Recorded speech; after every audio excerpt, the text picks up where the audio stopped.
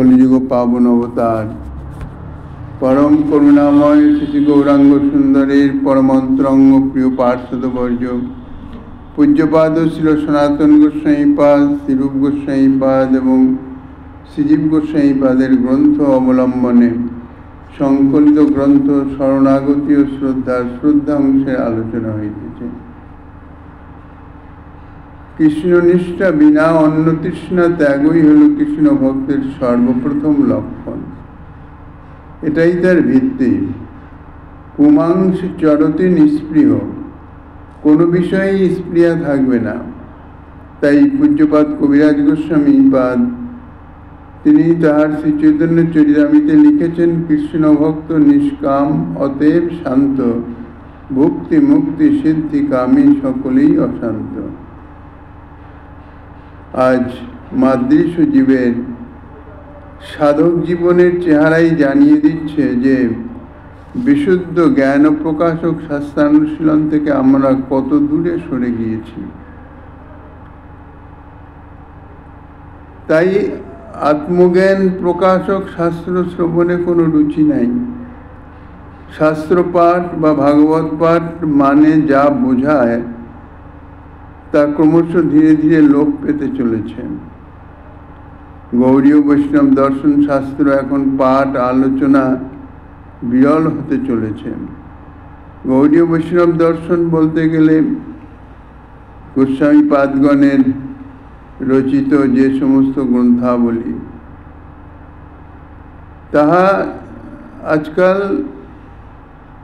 श्रवण कीर्तन मनन प्राय उठेई गेছে।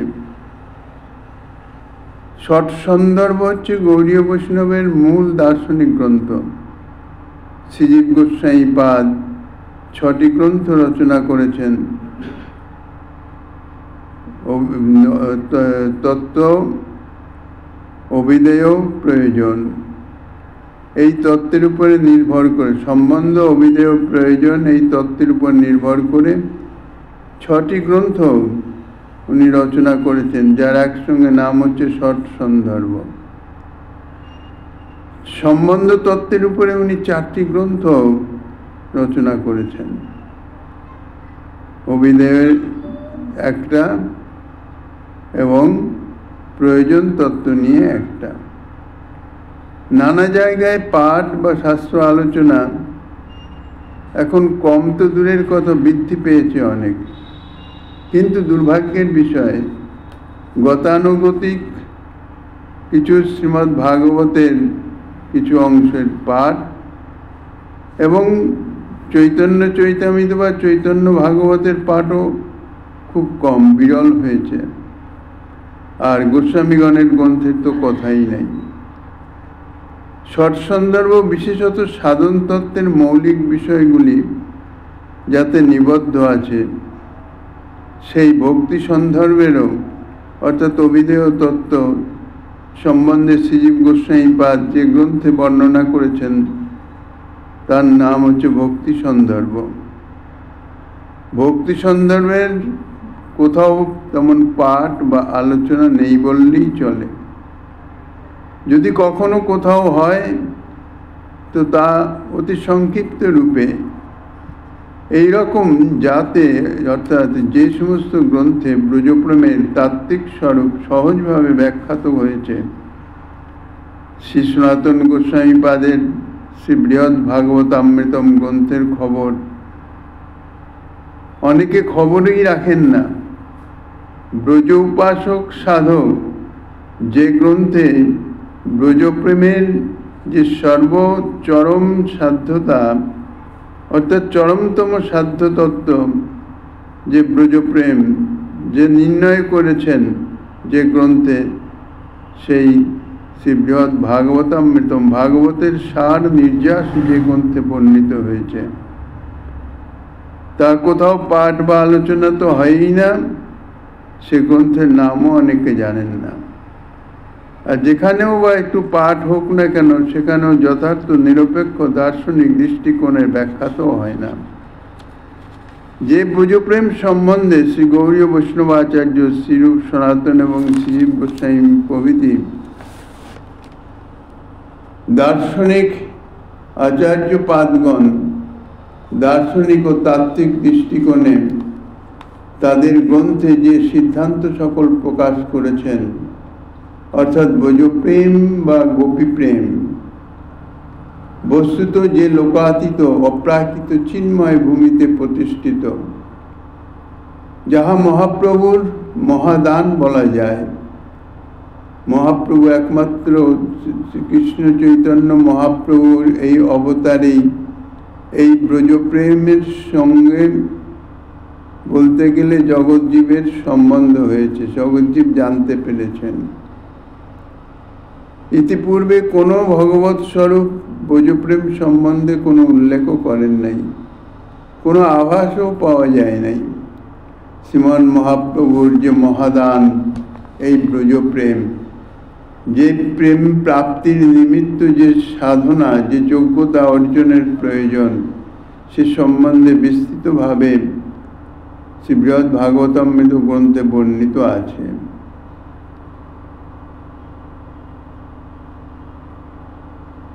ব্রজপ্রেম অর্থাৎ ব্রজবাসীগণের স্বয়ং ভগবান শ্রীকৃষ্ণের প্রতি যে প্রীতি, যে প্রীতির গাঢ়তা, যে প্রীতির তত্ত্ব বা নিগূঢ় রহস্য সম্বন্ধে খুবই কম প্রকাশিত। এই বস্তুটি যে লোকাতীত অপ্রাকৃত প্রেমময় চিন্ময় ভূমিতে প্রতিষ্ঠিত। শ্রীরূপ গোস্বামীপাদ ভক্তিরসামৃত সিন্ধুতে একেবারে নিচু স্তর থেকে, অর্থাৎ মায়ামুগ্ধ জীবের থেকে একজন সাধক সাধনা করে কি করে সেই প্রেম পেতে পারেন, স্তরে স্তরে ধাপে ধাপে বর্ণনা করেছেন।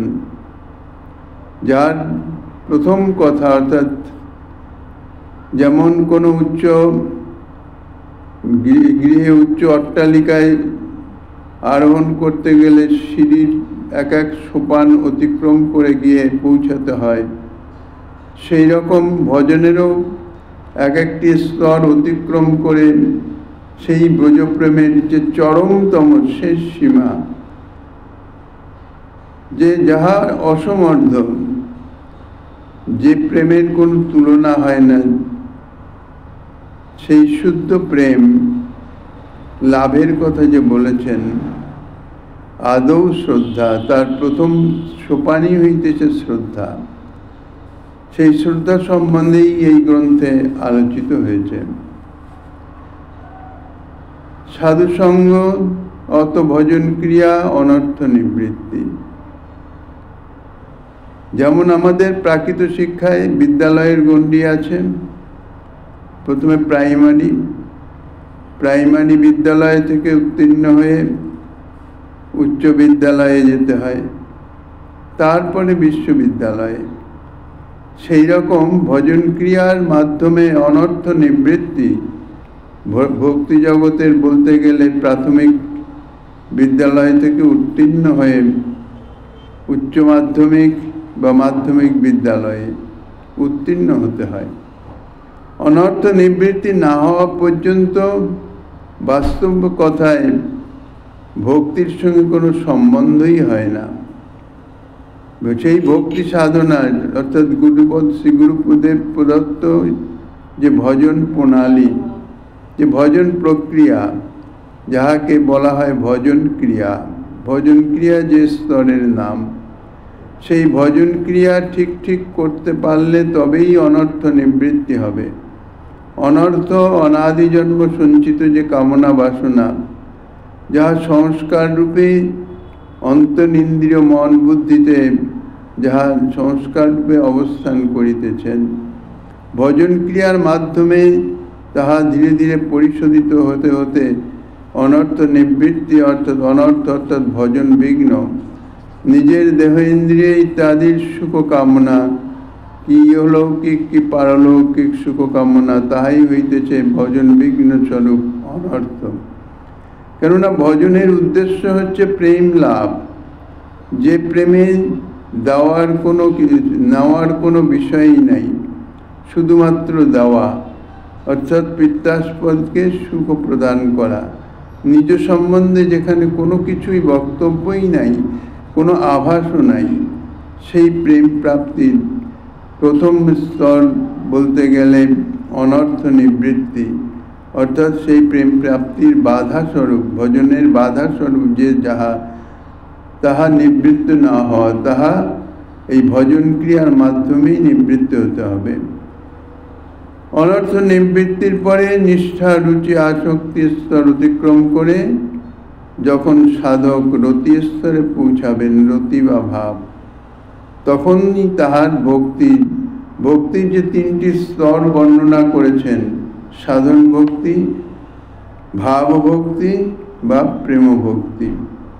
তো সাধন ভক্তি স্তর যতদিন না রতি স্তরে পৌঁছাচ্ছেন সাধক, ততদিন তার ভক্তি সাধনা সাধন ভক্তি নামেই অভিহিত। তারপর সাধন ভক্তি অতিক্রম করে রতি বা ভাব স্তরে পৌঁছালে তখন তার এই যে জাগতিক যে দেহ ইন্দ্রিয়াদি, এটি তো যথার্থ তার দেহ নয়, এটি কাহারও নয়, এটা প্রাকৃত জড়বস্তু। তার যে স্বরূপগত ধর্ম, স্বরূপের একটি দেহ, সেই সম্বন্ধে একটি অন্তরে জাগরিত হয় এবং সেটি তাকেই ভাব বলে, সে তখন থেকে ভক্তিকে বলা হচ্ছে ভাব। তারপরেই সে প্রেমের স্তরে উন্নীত হয়ে যায়।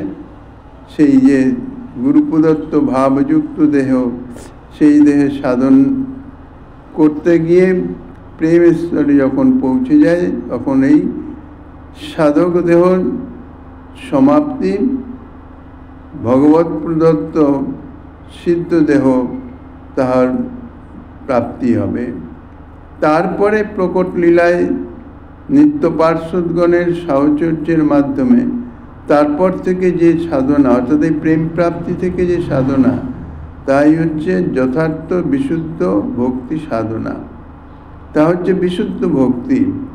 সেই বিশুদ্ধ ভক্তি অর্থাৎ প্রেম প্রাপ্ত হয়েছে, তখন সেই প্রেম প্রাপ্ত হওয়ার পর তখন আর একাকী সাধনার নয়, তখন নিত্য পার্শ্বদগণের সান্নিধ্যে, আনুগত্যে তখন সাধন করে স্নেহমান, প্রণয়, রাগ, অনুরাগ, ভাব, মহাভাব কক্ষা, এই মহাভাব পর্যন্ত হচ্ছে ব্রজপ্রেমের চরম সীমা। ইহাই মহাপ্রভু প্রদান করবার নিমিত্ত জগতে অবতীর্ণ হয়ে জগৎজীবকে দিয়ে গেছেন। জগৎজীবের চরম সাধ্য পরম প্রাপ্য বস্তু হচ্ছে এই ব্রজপ্রেম, অর্থাৎ যার যেরকম সাধনা।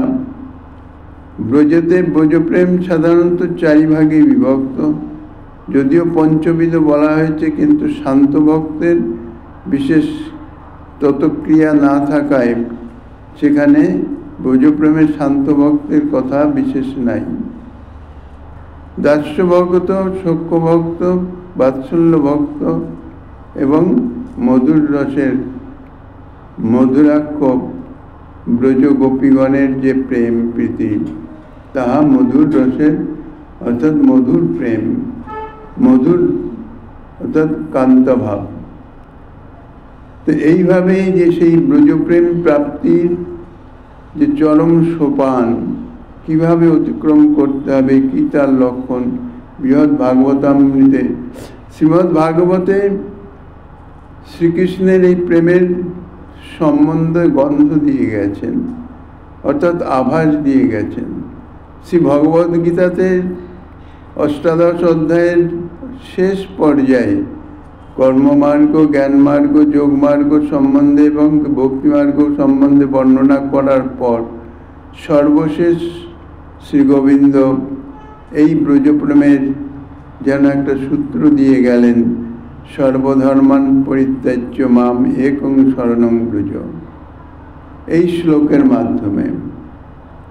তো এইভাবে এইসব আলোচনার মাধ্যমে এই সমস্ত জ্ঞান প্রাপ্ত না হয়ে, এইভাবে সাধনা না করলে জীবের চরম সাধ্য, মহাপ্রভুর মহাদান, এই যে ব্রজপ্রেম, তাহার দুষ্প্রাপ্য তো দূরে থাক, তার সম্বন্ধে সম্পূর্ণ অন্ধকারেই থেকে যেতে হবে।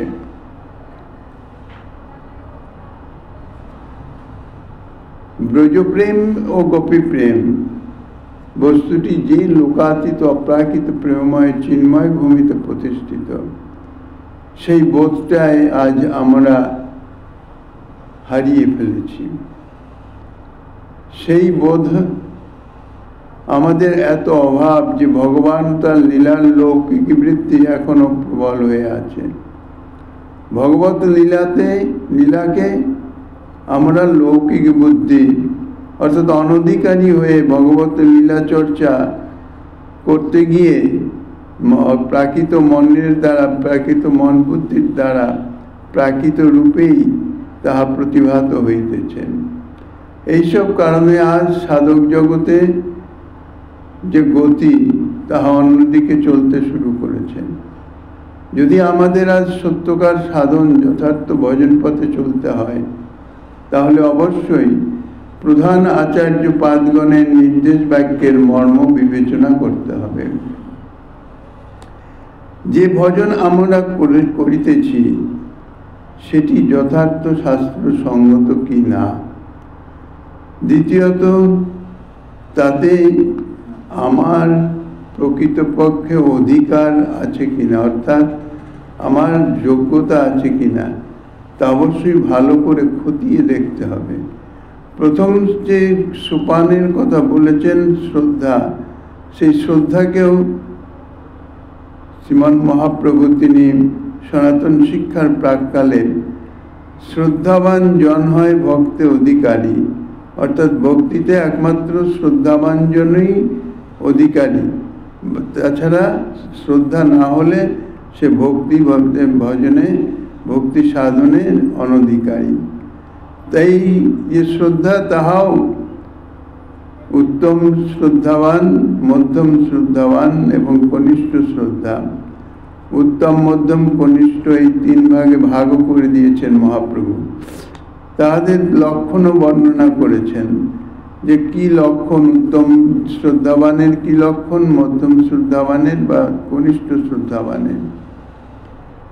তো এগুলি সমস্ত ভালো করে খতিয়ে দেখে, কেননা এই যে শুদ্ধ প্রেম, ব্রজপ্রেম লাভের জন্যে যে ভক্তি, তার নাম হচ্ছে শুদ্ধা ভক্তি। সেই শুদ্ধা ভক্তি বা কেবলা ভক্তি, অমলা ভক্তি, বিবিধ নামে তাহা বর্ণিত আছে। এই ভক্তি লাভ করতে গেলে তার যে প্রথম সোপান, সে ভক্তি সম্বন্ধে আগে জানতে হবে। কেননা এই শুদ্ধা ভক্তি ইহা হইতেছে অতীব দুর্লভ বস্তু। কেননা মহৎ কৃপা বিনা কোনো কর্মে ভক্তি নয়। মহৎ কৃপার একান্ত অপেক্ষা আছে। মহৎ আনুগত্যে, মহৎ কৃপাতে যদি যথাযথ সাধন পথে অগ্রসর হওয়া যায়, তাহলেই ক্রমশ সে অগ্রসর হতে পারে। তা সেই যে এই জন্যেই বলা হয়েছে হরিভক্তি সুদুর্লভা। হরিভক্তি মানে এই শুদ্ধা ভক্তি, প্রেম ভক্তি যাহাকে বলা হয়, তাহা অত্যন্ত দুর্লভ।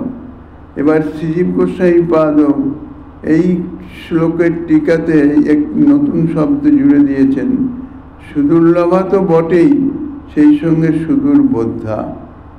এই ভক্তিটা সম্বন্ধে বোধ অর্থাৎ অনুভবে বোঝা যে ভক্তিটি কি বস্তু, ব্রজপ্রেমের বা শুদ্ধা ভক্তি যেটা কি বস্তু, সেইটি বোধে তো আগে আসবে। আগে তো বুদ্ধিতে সেটি যদি না জানা যায়, তাহলে তার সেই সাধনটা কি করে হবে। তা ইহা অত্যন্ত রহস্যপূর্ণ এবং সুদূর বোধাও। সেই জন্যেই ভালো করে খতিয়ে দেখতে হবে, তাহলেই আমরা ঠিক পথে চলতে পারবো। তাদৃশ মহতের আনুগত্যে যদি অগ্রসর হওয়া যায়, তাহলেই ঠিক ঠিক আচার করা যাবে, ঠিক ঠিক আচরণের মাধ্যমে অগ্রসর হওয়া যাবে। পূজ্যপাদ কবিরাজ গোস্বামী তিনি তার চৈতন্য চৈতামিতে সনাতন শিক্ষার মাধ্যমে সেখানেই প্রভুর কথাই বলেছেন বিচার করিয়া যবে ভজে কৃষ্ণ পায়, সেই বুদ্ধি দেন তারে যাতে কৃষ্ণ পায়। যদি বিচার করে শ্রীকৃষ্ণ ভজন করা যায়, শ্রীকৃষ্ণ পাদপদ্ম ভজন করা যায়, তবে শ্রী ভগবান অর্থাৎ শ্রীকৃষ্ণ তাকে তাদৃশ বুদ্ধি প্রদান করেন যাতে শুদ্ধ ভক্তি যাজন করিতে পারেন। গীতাতেও বলেছেন, দদামি বুদ্ধি যোগং তং মামুপাসতে যাও। তিনি কৃপা করে যদি তাদৃশ বুদ্ধি প্রদান না করেন, তাহলে ভজন কি করে হবে?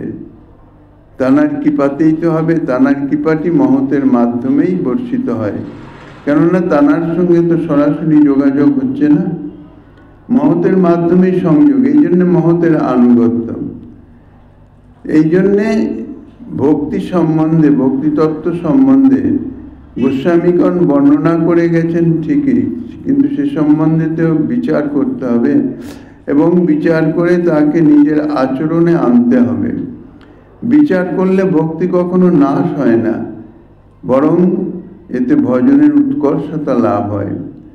ভক্তিতে উত্তম অধিকারীর লক্ষণে একথা বারবার বলা হয়েছে। শাস্ত্রের যুক্তিতে তিনি নিপুণ হবেন এবং আচরণশীল হবেন। এখানে উত্তম অধিকারীর লক্ষণে আচার্যপাদ শ্রীজীবচরণ স্পষ্টভাবেই জানালেন যে সর্বথা দৃঢ় নিশ্চয় হতে হবে। অর্থাৎ তিনি ভক্তি সম্বন্ধে, শাস্ত্র সম্বন্ধে এমনই অভিজ্ঞ, এমন তার যে দৃঢ়তায়, শ্রদ্ধার সম্বন্ধে যে বলেছেন, শ্রদ্ধা শব্দে কহি সুদৃঢ় ভক্তি, সুদৃঢ় বিশ্বাস নিশ্চয়। অর্থাৎ শ্রদ্ধার মূল কথা হইতেছে বিশ্বাস। কিসে বিশ্বাস? শাস্ত্র বাক্যে, মহাত্মা বাক্যে, গুরু বাক্যে, বৈষ্ণব বাক্যে বিশ্বাস। সে বিশ্বাস কিরকম হবে? সুদৃঢ় হবে এবং নিশ্চয়াত্মিকা হবে। এই জন্যে বলছেন যে সর্বথা দৃঢ় নিশ্চয়, আর সেটা শাস্ত্র বিচারের দ্বারাই হতে পারে। তা নইলে দৃঢ় নিশ্চয়তা আসবে না, সংশয় থেকে যাবে। উত্তম অধিকারীর লক্ষণে যে সর্বথা দৃঢ় নিশ্চয়ের কথা বলা হয়েছে, অর্থাৎ তাহার বিশ্বাস, উত্তম অধিকারীর বিশ্বাস হচ্ছে সুদৃঢ় এবং নিশ্চয়াত্মক। তার অর্থ এই যে শাস্ত্র প্রমাণ অনুসারে সাধ্যগত শ্রেষ্ঠতা বিচার, সাধনগত শ্রেষ্ঠতা বিচার এবং পুরুষার্থগত শ্রেষ্ঠতা বিচার দ্বারা ভক্তিতে ও ভগবান শ্রীকৃষ্ণের দৃঢ় নিশ্চয় হওয়া।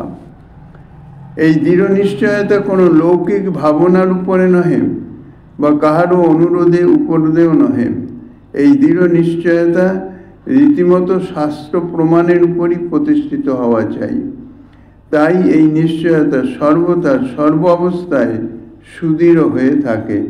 কোনো অবস্থাতে, কোনো পরিস্থিতিতে যে এই বিশ্বাস, তা কখনো ভঙ্গ হয় না। শাস্ত্রবাক্যে এই কথা বলেছেন, তার সম্বন্ধে যে বিশ্বাস, তার কোনো প্রতিকূল পরিস্থিতির যদি অবতারণ হয়, অর্থাৎ কোনো পরিস্থিতি এসে উপস্থিত হয়, তবু তার বিশ্বাসের বিন্দুমাত্র দৃঢ়তার অর্থাৎ শিথিলতা আসবে না এবং কোনো রকম সংশয়ও আসবে না। তাদৃশ ভজন চলছে, কিন্তু মনে যদি সংশয় এসে যায় যে কি জানি শেষমেশ কি হবে, প্রাপ্তি হবে কি না, আমি ঠিক পথে চলছি কি না, এরকম যদি কোনো সংশয় এসে উপস্থিত হয়ে যায়, তাহলে নিশ্চয়তা আর থাকে না। কৃষ্ণ কৃপা করিবেন দৃঢ় করি মানি, এই দৃঢ়তা আর থাকবে না। সংশয়, গীতাতে পরিষ্কার বলেছেন, সংশয় আত্মা বিনশ্যতি। ভক্তি সাধনা আমি করিতেছি, কিন্তু তাহার সঠিক হইতেছে কিনা, তাহার যথার্থ ফল প্রাপ্ত হব কিনা, এই বিষয়ে যদি মনে সংশয়ই থেকে যায়, তাহলে তার ভক্তি সাধন ঠিক হবে না। এই জন্যই বলেছেন সংশয় আত্মা বিনশ্যতি। রীতিমতো শাস্ত্র প্রমাণের উপরে প্রতিষ্ঠিত হতে হবে। তাই এই নিশ্চয়তা সর্বথা এবং সর্ব অবস্থায় সুদৃঢ় হয়ে থাকে। এই জন্যেই এই শ্রদ্ধা উত্তম অধিকারী, এই শ্রদ্ধা হচ্ছে অটল, অটুট এবং ধ্রুব। সার কথা এই স্বয়ং ভগবান শ্রীকৃষ্ণের, যার পরতত্ত্ব চরম তত্ত্ব বলে নিশ্চয় হয়েছে, এবং শ্রীকৃষ্ণের নির্মল প্রেম লাভই জীবনের সর্বোত্তম লাভ রূপে স্থির হয়েছে, অর্থাৎ একমাত্র কর্তব্য রূপে স্থিত হয়েছে, তথা ভগবান শ্রীকৃষ্ণের নাম কীর্তন প্রধান স্মরণ মনন সাধনই সর্বোপরি সাধন। ইহাতে যাহার ধ্রুব বিশ্বাস হয়েছে, বস্তুতপক্ষে এরকম ব্যক্তি ভক্তি জগতে ভজন জগতে শ্রেষ্ঠ উত্তম অধিকারী। তাহারই আনুগত্যে তাহারই নির্দেশে ভজন ক্রিয়ায় যদি অগ্রসর হওয়া যায়, তাহলে গন্তব্যস্থলে অর্থাৎ সেই প্রেম প্রাপ্তির যোগ্যতা লাভ হতে পারে। এটাই বুদ্ধিমানের বুদ্ধিমত্তা, বিচক্ষণগণের বিচক্ষণতা। একথা ভাগবতে ভগবান শ্রীকৃষ্ণ নিজে স্পষ্ট ভাষায় বলেছেন, এষা বুদ্ধিমতাং বুদ্ধি মনীষা চ মনীষিণাম ইয়ৎ সত্য মন নিরিতে নেহ মর্তে নাপ্নৌতি মামৃতম। এটাই বুদ্ধিমান দিগের বুদ্ধি এবং মনীষীগণের মনীষা, যে অনিত্য মরণশীল মিথ্যারূপ দেহ দ্বারা সত্যস্বরূপ অমৃতস্বরূপ চিত্ত শাশ্বত পরমানন্দ রসসাগর স্বরূপ আমাকে প্রাপ্ত হওয়া যায়। বাস্তবিক এই প্রাকৃত শরীর, এই প্রাকৃত শরীর জড় শরীর, এই প্রাকৃত শরীরের মাধ্যম দিয়ে, প্রাকৃত শরীরের দেহ ইন্দ্রিয় ইত্যাদির দ্বারা যে অপ্রাকৃত সচ্চিদানন্দ ঘন বিগ্রহ সত্য স্বরূপ শ্রী গোবিন্দর শ্রীপাদ পদ্ম সেবা লাভ করা যায়, সে সম্বন্ধে বিশ্বাস অর্থাৎ সুদৃঢ় বিশ্বাস বা পরম শ্রদ্ধা, সেটাই তো দরকার। এরই নাম পুরুষার্থ বিচারের পাকা হিসাব। এ সংসারে যারা পাকা হিসাবী এবং অত্যন্ত চতুর, তারাই শুধু এ কাজটি করতে পারেন। যেই নশ্বর দেহ, বলতে গেলে মিথ্যা বস্তু, এই নশ্বর দেহের দ্বারা প্রকৃত সত্য তত্ত্ব, সত্য বস্তু, অপ্রাকৃত বস্তু, সেই নিত্য ভগবান নিত্য সত্য, তাকে লাভ করা। তিনি পাকা হিসাবী অত্যন্ত চতুর, তারাই এই জগতের নশ্বর অনিত্য বিষয়কে, নিশ্চিত মরণশীল এই দেহকে অতি তুচ্ছ জেনে পরমার্থসার পরমানন্দ স্বরূপ ভগবানকে লাভ করার জন্য আপ্রাণ চেষ্টা করবে। এটাই ভগবানের জীবের প্রতি উপদেশ। ভগবান এটাই জীবকে বলেছেন, ভগবানের কৃপাতেই মনুষ্যদেহ প্রাপ্তি, কিন্তু ইহা নাশবান ক্ষণভঙ্গুর। যত রকমের যে সুখ দুঃখের অনুভূতি, তত্ত্বত বিচার করে দেখলে এই জড়দেহের কোনো সুখ দুঃখের অনুভূতি নাই, আর অপ্রাকৃত যে জীব স্বরূপের, তানারও সুখ দুঃখের কিছু নাই। তিনিও এসবের উপরে, জড়দেহও এসবের উপরে। অথচ এই জড়দেহের সঙ্গে যখন সেই অপ্রাকৃত তত্ত্ব আত্মস্বরূপের সংযোগ হচ্ছে, তখনই এই সুখ দুঃখ ইত্যাদির অনুভূতি সমস্ত কিছু এসে উপস্থিত হয়। তা নইলে যখন দেহত্যাগ হয়ে যায়, জড়দেহ যথাবৎ পতিত হয়ে থাকে, তখন তার কোনো অনুভূতি নেই। আর গীতাতে তো পরিষ্কার আত্ম সম্বন্ধে বলেছেন, তা সর্বথা নির্বিকার, তারও কোনো সুখ দুঃখের অনুভূতি নাই। তাহলে এই যে কারণে জীবের সুখ দুঃখের অনুভূতি, তিতাব জ্বালায়ের দুর্ভোগ যে ভোগ হইতেছে, যাহা অনুভূতি করিতেছে, তাহার মূল কারণ হচ্ছে জড়দেহের সঙ্গে সেই যে নিত্য স্বরূপের একাত্মতা বোধ, অর্থাৎ এই দেহকে আমি জ্ঞান, আত্মজ্ঞান, অহং মমত্ব, এই জ্ঞান, এই জ্ঞানটাকে থেকে উত্তীর্ণ হতে হবে। এই জ্ঞান দেহকে আমি বুদ্ধি থেকে উত্তীর্ণ না হওয়া পর্যন্ত যথার্থ এই ভজনে প্রবৃত্ত হতে পারবে না। এই ভজনই তার হবে না। দেহ থেকে, অর্থাৎ দেহ আমি নই, দেহ থেকে আমাকে আলাদা করতে হবে। রামকৃষ্ণ পরমহংসদেব একটা দৃষ্টান্ত দিতেন খুব সুন্দর। সুপারি আছে, সুপারি যখন কাঁচা থাকে তখন সুপারির সঙ্গে সেই যে উপরের যে খোসাটার সঙ্গে এমনভাবে লাগানো থাকে যে তাহা যেমনকার তেমনই থাকে। সুপারিটি যখন পক হয়ে শুকিয়ে যায়, উপরের অংশ সবুজতা থেকে হলদে রং হয়ে যায়, আর ভিতরের অংশ যে লাগানো থাকতো সেই কাঁচা অবস্থায় সেটি পাকা অবস্থায় আলাদা হয়ে যায়। সুপারির আকার যেমন তেমনই আছে, শুধু রঙের বাহ্যিক পরিবর্তন। আর তখন ভিতরে সুপারিটা নাড়ালে ভিতরে যে সুপারিটি সেটি খোলার সঙ্গে কোনো সম্বন্ধ নাই। খোলার ভিতরেই আছে কিন্তু খোলার সঙ্গে কোনো সম্বন্ধ নাই, ভিতরে ঠিক নড়ছে। তো সেই রকম দেহের মধ্যে থাকবে, আত্মা দেহ অবলম্বন করেই ভজন ক্রিয়া করবেন, কিন্তু দেহের সঙ্গে কোনো সম্বন্ধই থাকবে না। অর্থাৎ দেহের সঙ্গে সম্বন্ধ না থাকলে এই যে সুখ দুঃখ, প্রাকৃত সুখ দুঃখ অনুভূতি তার আর আসবে না। এটাই যে মানে এই যে বোধ বুদ্ধি বা এই অনুভব, এই সম্বন্ধে আজকাল কোনো রকম আলোচনায় বা ইত্যাদি তাহা বর্ণনা ইত্যাদি তাহা দুর্লভই হয়ে গিয়েছে। সংসারে তারাই পাকা হিসাবে যারা এই দেহের দ্বারা অর্থাৎ সুপারিকে শুকিয়ে পাকা করে নিয়েছে, দেহের মধ্যে সে অবস্থান করছে, দেহ দ্বারা ভগবত ভজনের কাজ করে যাচ্ছে, কিন্তু দেহেতে আসক্তি নেই, এই দেহের সুখ দুঃখের সম্বন্ধে কোনো অনুভূতিই নাই। নিশ্চিত মরণশীল দেহকে অতি তুচ্ছ জেনে সে নিজের কাজ গুটিয়ে নিচ্ছে। কারণ ক্ষণভঙ্গুর এই দেহ কতদিন কতক্ষণ আর এই দেহের অবস্থান আছে সে সম্বন্ধে সর্বদা অজ্ঞতা, তাহা জানা যায় না।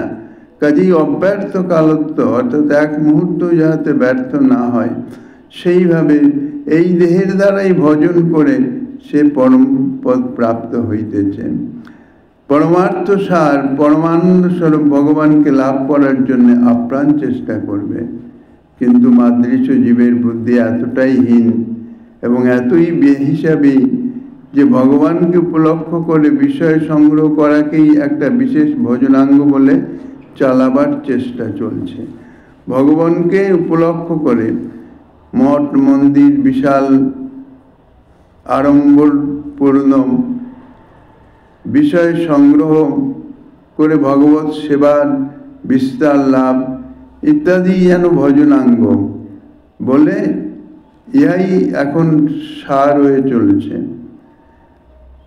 অথচ শাস্ত্রের কোনো পৃষ্ঠাতেই এরকম একটি কথাও বর্ণনা নাই, লেখা নাই, এবং ভগবানেরও এরকম কোনো আদেশ নাই কোথাও যে তোমরা আমার সেবার জন্য ধন সংগ্রহ করো, আমাকে বিশাল মন্দির করে প্রতিষ্ঠা করে তোমরা সেবা করো, উত্তম উত্তম বস্তু দ্বারা আমার সেবা করো।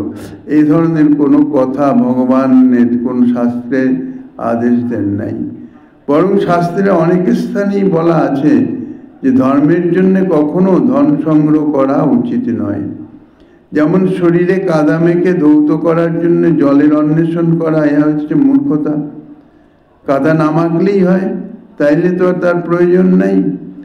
ঠিক তেমনই ধনের দ্বারা ধর্ম সেই রকম জানতে হবে। মহাভারতের শান্তি পর্বে সপ্তর্ষি রাজা বৃষধর্বা সংবাদে এই বিষয়ে বিস্তৃত বর্ণনা আছে।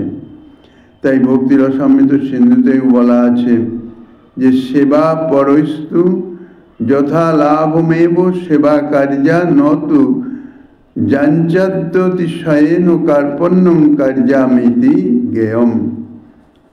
অর্থাৎ যারা ভগবত বিগ্রহের সেবা করবেন তারা কখনোই যাচনাদির দ্বারা নিজের দীনতা প্রকাশ করবেন না, যথালাভ অনুসারেই সেবা করবেন, তা সে চানা হোক আর ছানাই হোক।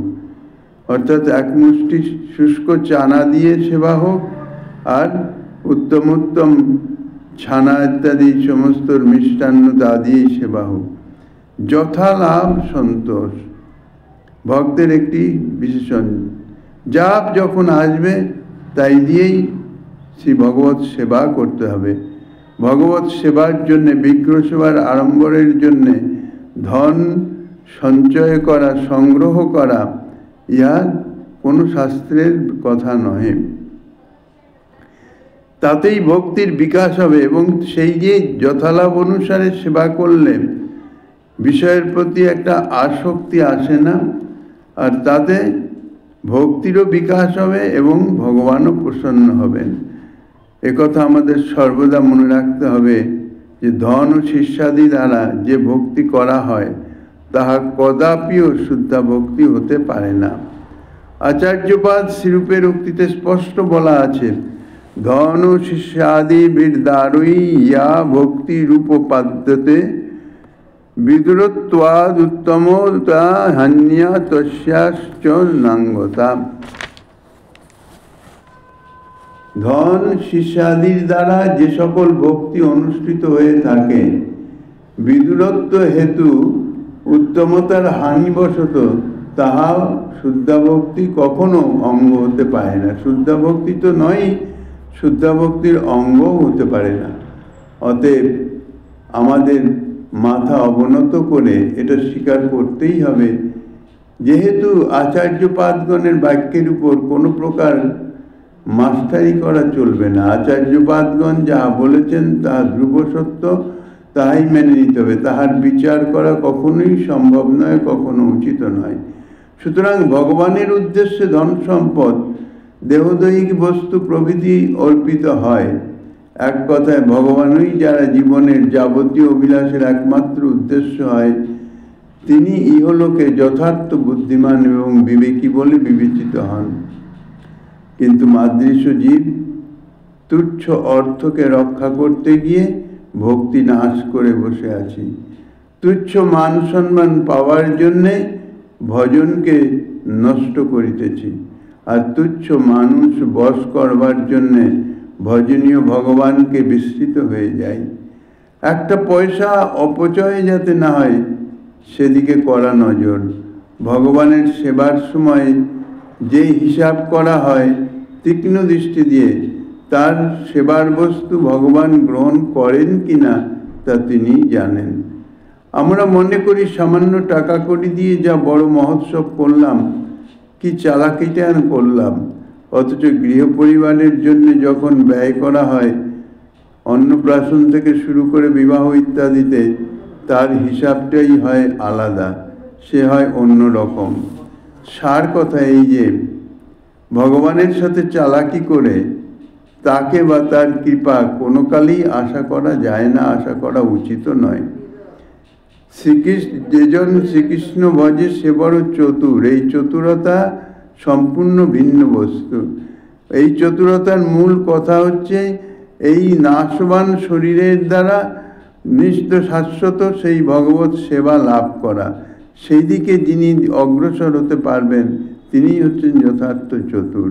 প্রাকৃত জগতের কোনো বিষয় নিয়ে কোনো চতুরতা নাই।